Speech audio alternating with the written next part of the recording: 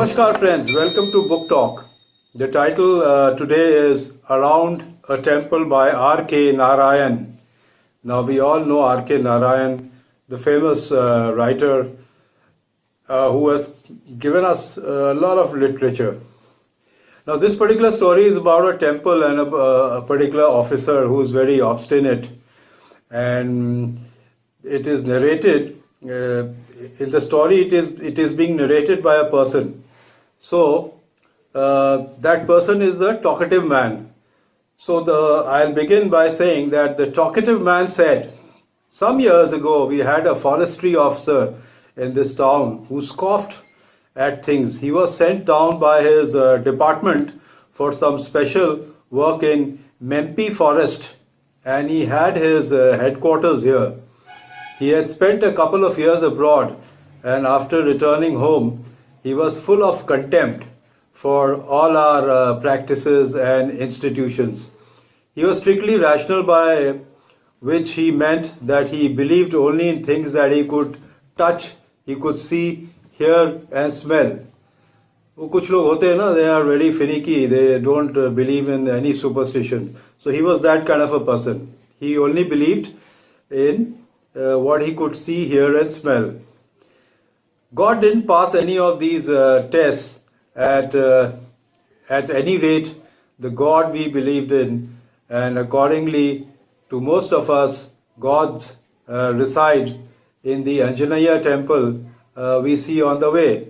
So in this particular small town, there was a small Hanuman, Anjaneya small Hanuman temple, which everybody respected. Anyone passing through that way, they all respected, barring this person, this officer who had stayed abroad, this forestry officer.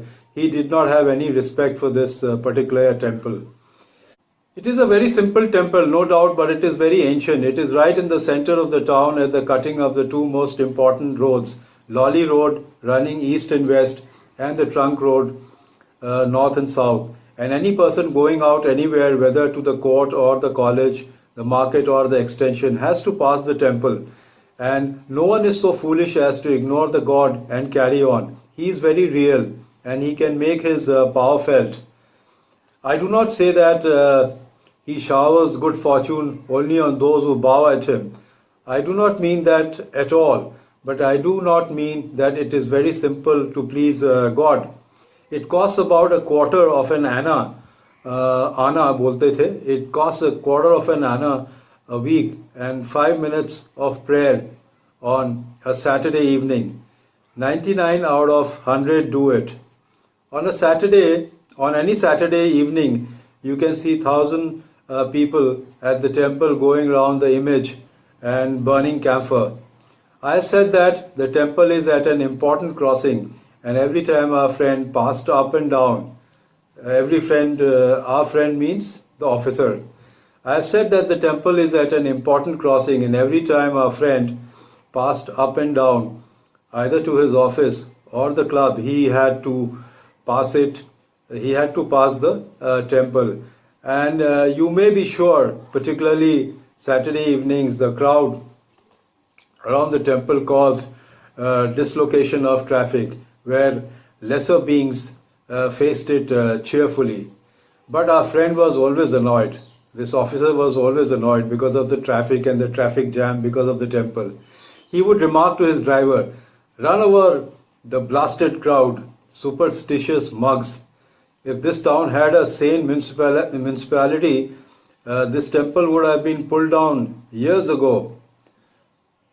And it so happened that on a Sunday morning, the driver asked, "May I have the afternoon off, sir?" "Why? When my child fell ill some days ago, I vowed I would visit the Crossroad Shrine with my family. So today," the officer asked, "You want to go today?" The driver replied, "Yes, sir. On other days it is extremely crowded." "You can't go today," said the officer. "But I have to, sir. It is a duty towards God. I have to complete that duty." Said the driver, "You can't go. You can't have leave for all your superstitious humbugs." The driver was so insistent that the officer finally told him a few minutes later, "All right, go. Come on the first of the next month to take your pay. You are dismissed from service." So the driver goes away. At 5 o'clock, when the officer had to go to the club, um he was very irritated because he had no driver. So he thought, "I will do without these fellows." He said to himself, "Why should I depend upon anyone?" The chief reason why he depended upon others was that he was too nervous to handle a car. His head was a whirl of confusion now when he sat at the wheel. He had not driven for more than 50 miles in all his life, though he had a driving license and renewed it punctually every year. Now, as he thought of the race of the chauffeurs, he felt bitter. "I will teach these beggars a lesson. Drivers aren't heaven born, just ordinary fellows. It is all a question of practice. One has to make a beginning somewhere. I will teach these superstitious beggars a lesson. India will never become a first-rate nation as long as it worships traffic obstructing gods, which any sensible municipality ought to remove." It was years since he had driven a car. With trepidation, he opened the garage door and climbed in. At a speed of about 25 miles an hour, his car shot out of the gate after it had finally emerged from the throes of gear changing. It flew past the temple, and presently our friend realized that somehow he could not turn to his left as he must if he wanted to reach his club.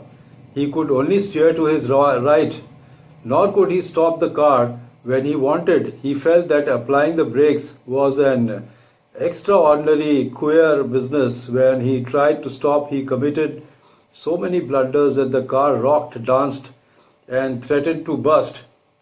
He felt it safest to go up the road till a favorable opportunity presented itself for him to turn right and then right again, and about turn. He whizzed past the temple back to his bungalow where he could not stop and so had to proceed again. Turn right, go up to the trunk road, turn right again and come down the road past the temple. Half an hour later, the dismissed driver arrived at the shrine with his family and was nearly run over.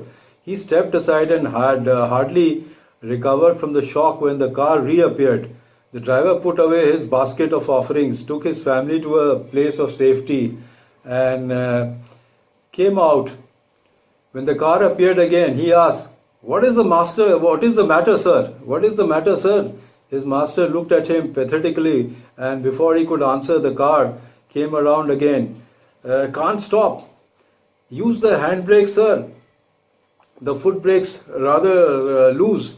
"I can't," panted our friend. The driver realized that the only thing his master could do with the car was to turn its right wheel and blow the horn. He asked, "Have you put in any petrol, sir?" "No," said the master. "It had only 1.5 gallons. Let it run for a while and soon it'll run out." The driver went in, performed puja in the temple, sent away his family and attempted to jump on the footboard of the vehicle. He couldn't. He stood aside on a temple step with folded hands, patiently waiting for the car to exhaust its petrol. The car soon came to a stop. The gentleman gave a gasp and fainted on the steering wheel. He was revived. When he regained consciousness, the priest of the temple held before him a plate and said, "Sir, you have circled the temple over 500 times today. Ordinarily, people go around only 9 times, and on special occasions, 108 times. I haven't closed the doors, thinking you might like to offer a coconut and camphor at the end of your rounds." The officer flung a coin on the tray. The driver asked, "Can I be of any service, sir?" "Yes, drive the car home." He reinstated the driver who demanded a raise a fortnight later, and thereafter, whenever our friend passed the temple, he exercised great self-control and never let an impatient word cross his lips. I won't say that he became very devout all of a sudden, but he certainly checked his temper and tongue when he was in the vicinity of the temple. And wasn't it enough achievement for a god? So friends, that's all in this story. It's a very interesting story, short story. If you get a chance, do read it. I have given you just a synopsis. And yes, such are the ways of gods. If you don't believe in God, He's got His own ways to make you believe in some supernatural power. So goodbye friends, that's all for today. Goodbye and see you soon.